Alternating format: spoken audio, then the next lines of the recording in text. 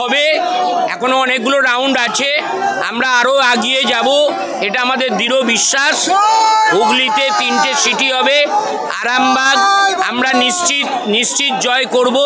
তার সাথে সাথে বাংলায় যে সবুজ ঝড় উঠেছে, এই ঝড় 35-এর ওপর যে থামবে, 35-এর ওপর যে থামবে, আর সব কর্মীদের আশা 42-এ হতে পারে, সেটা শেষ পর্যন্ত দেখুন। আর ইন্ডিয়ায় আর ভারতবর্ষে ইন্ডিয়া জোট ক্ষমতায় আসছে, মোদি হটছে।